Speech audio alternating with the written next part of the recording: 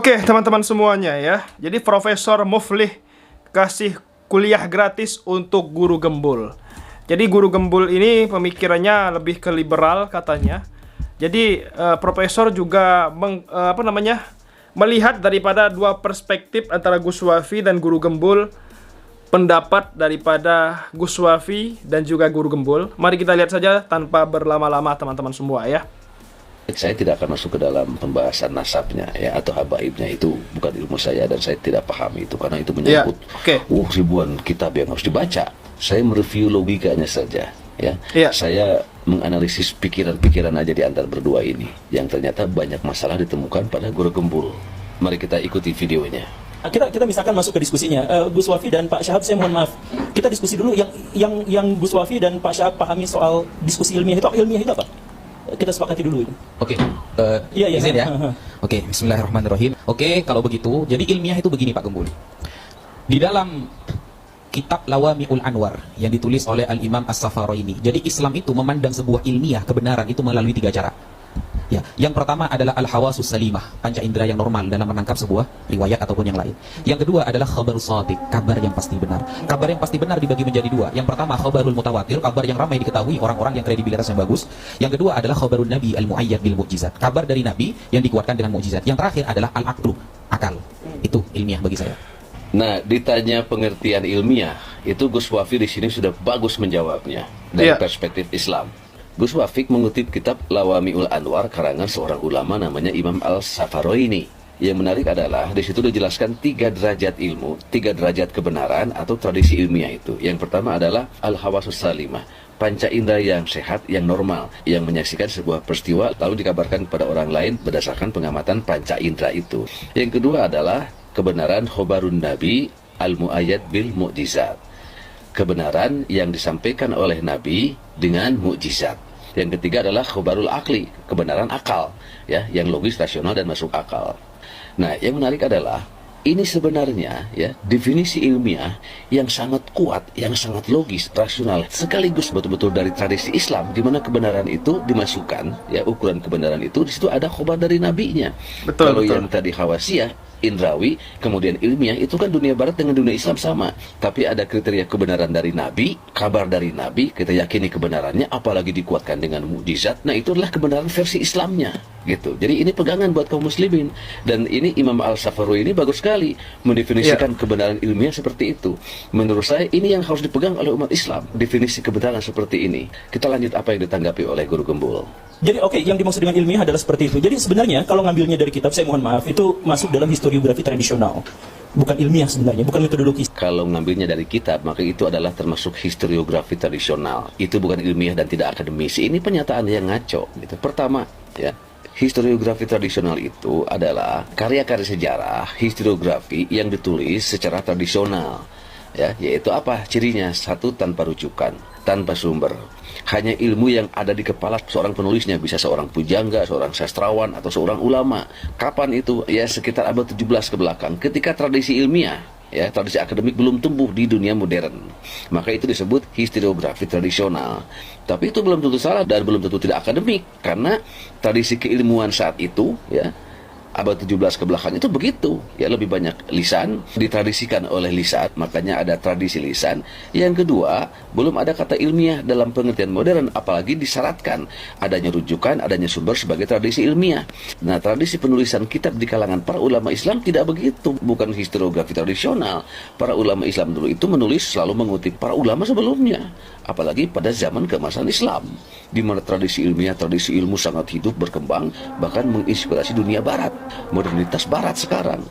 Apalagi dalam ilmu hadis, coba lihat keketatan menguji kredibilitas sumber informasi, sumber ilmu melalui matan dan sanad yang panjang itu. Para perawi itu diuji kredibilitasnya, kejujurannya, suka bohong atau tidak, suka berdusta atau tidak, bahkan penampilannya sehari-hari. Kalau tidak menunjukkan seorang yang kredibel, misalnya berpakaian compang-camping seadanya, atau bahkan diceritakan dalam ilmu hadis bila memakai sendal itu apa ya, beda warna, dalam bahasa Sundanya sisirangan, ya sisirangan, itu sudah menurunkan derajat hadis yang diriwayatkannya. Artinya Betul, kredibilitasnya rendah, apalagi misalnya makan sambil berdiri, apalagi pernah mencuri, pernah berdusta, berbohong, sudah itu gugur itu riwayatnya itu, yang dikenal sebagai pendusta itu.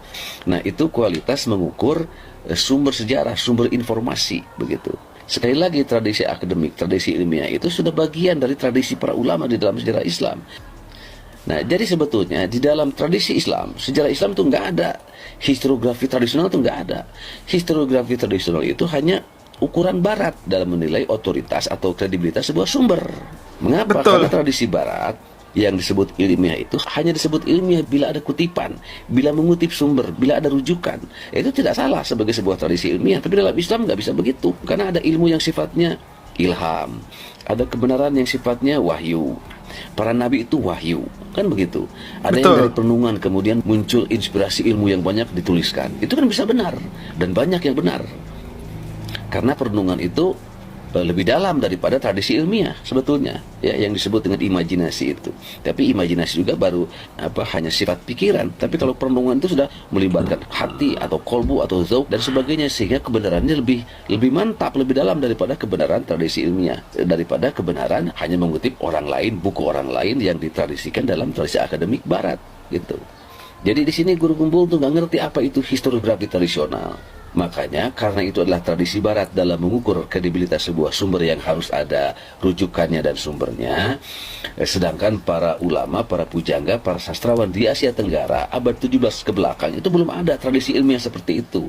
Maka mereka menulis berdasarkan pengetahuannya, ya, berdasarkan tradisi lisan, apa yang mereka dengar, mereka belajar pada seseorang, pada gurunya dan sebagainya. Lalu dituliskan menjadi naskah-naskah kuno, menjadi naskah-naskah, menjadi kitab-kitab, ya, menjadi buku-buku klasik. Tapi itu bukan arti tidak ilmiah, karena begitulah ilmiah saat itu pengertiannya. Nggak bisa diukur oleh tradisi akademik Barat modern atau tradisi ilmiah modern yang harus selalu mensyaratkan kutipan, rujukan, dan sumber itu.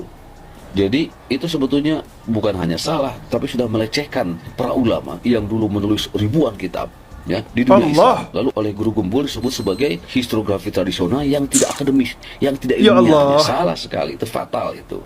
Menyatakan bahwa kitab-kitab para ulama yang ditulis ribuan tahun dalam tradisi ilmiah dan keemasan dunia Islam, yang tradisi keilmuan Islam itu menginspirasikan tradisi akademik Barat, disebut kemudian tidak ilmiah atau tidak akademik. Ini gara-gara guru Gembul di pikirannya yang tahunya hanya tradisi ilmiah Barat, akhirnya dangkal dalam memahami ilmiah atau tradisi ilmiah.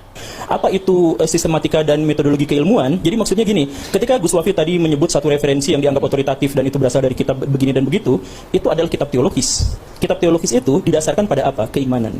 Dan keimanan itu tentu saja tidak bisa disesuaikan secara epistemologis dengan studi akademis apalagi ilmiah. Teologi itu adalah ilmu-ilmu yang menyangkut ketuhanan. Kalau dalam filsafat, ya filsafat ketuhanan.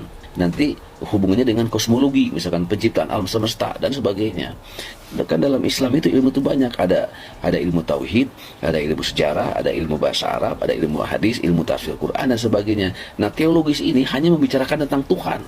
Jadi tidak semua kitab dalam Islam itu teologis, enggak. Tergantung ilmunya apa yang dibahas dan diterangkan dalam kitab itu. Teologis itu hanya kitab-kitab yang membahas tentang ketuhanan, sifat-sifat Tuhan, kekuasaan Tuhan, Tuhan dengan alam semesta, itu baru kitab teologis. Kalau kitabnya fikih, ya bukan teologis. Kalau kitabnya tentang tafsir, bukan teologis. Kalau kitabnya tentang ilmu, definisi ilmu, ya bukan teologis. Teologis itu apa? Dia memakai istilah umum yang dari Barat, yang kesannya keren, padahal tidak tepat. Yang kedua, sebetulnya kata-kata teologis itu oleh umat Islam, ya, tidak perlu banyak diucapkan. Karena teologis itu sebetulnya dari Barat, sama dengan fundamentalisme. Pemahaman tentang dasar-dasar Islam. Fundamentalisme sendiri diambil dari tradisi Kristen, ya, di Barat, yang harus berpegang teguh kepada Bible. Sementara di Islam, keyakinan teguh pada kitab suci Al-Quran itu kan keharusan, bukan fundamentalis. Itu keimanan. Sehingga mereka yang teguh berpegang kepada teks Al-Quran dan hadis Nabi dikatakan fundamentalis, salah. Karena fundamentalisme itu kesannya pasti buruk, pasti negatif. Kesannya dekatnya dengan radikalisme. Sementara fundamentalis dalam beragama, dalam Islam itu harus justru beragama itu harus fundamentalis, bahkan harus radikal. Itu Rocky Gerung itu pernah mengatakan begitu. Ya, beragama itu harus radikal. Kalau beragama setengah-setengah namanya apa? Munafik, kan begitu. Jadi itu pemahaman teologis yang salah dari Guru Gembul, karena dia ingin gaya-gayaan memakai istilah barat asing yang nomenklaturnya, istilahnya itu nggak tepat buat menggambarkan tradisi Islam atau diskusi di dalam masyarakat Muslim. Yang tepat itu sebut saja ilmu tauhid atau akidah, bukan teologis sebetulnya. Tapi karena teologis itu sudah menjadi bahasa lain dari ketuhanan, dari tauhid, sebutkan saja teologis. Padahal kata teologis itu tidak selalu tepat ketika menggambarkan keilmuan Islam. Tidak tepat disandingkan dengan tauhid atau akidah. Beda gitu. Kenapa? Karena teologis itu hanya ilmu. Teologi itu ilmu ketuhanan. Tapi kalau dalam Islam, tauhid itu nggak bisa hanya ilmu, keyakinan. Prinsip dan keyakinan yang harus dipegang. Maka penerapan kata teologi bagi tauhid nggak tepat. Ada akar yang hilang di situ. Ini saya tidak akan masuk ke dalam. Luar biasa ya. Profesor Muflih memberikan kuliah gratis kepada Guru Gembul. Itulah akibat sok tahu ya. Jadi Guru Gembul, kata Rocky Gerung, gemar ngibul, ya kan? Gembul, gemar ngibul. Seperti itulah. Katanya Gus Wafi terdiam saat Guru Gembul memberikan kuliah gratis kepada Gus Wafi. Di sini Guru Gembul itu kalau kita lihat, bagi Anda, kalau pemahaman Anda cetek rendah ya nggak bakalan bisa. Pokoknya Anda akan memenangkan Guru Gembul. Guru Gembul itu menyatakan pendapatnya, pemikirannya itu dari sumber liberal, dari barat. Dan tidak jelas sumbernya dari mana. Sementara Gus Wafi jelas sumbernya dari ulama-ulama soleh terdahulu, dari kitab-kitab yang dibuat oleh ulama ratusan tahun bahkan ribuan tahun yang lalu, seperti itu. Seperti yang dijelaskan oleh Profesor Muflih ini. Ya, luar biasa teman-teman. Ini baru profesor ilmiah dari akademisi, bukan sembarangan teman-teman. Sekian video kali ini, silakan berikan komentar kalian di kolom komentar. Terima kasih. Assalamualaikum.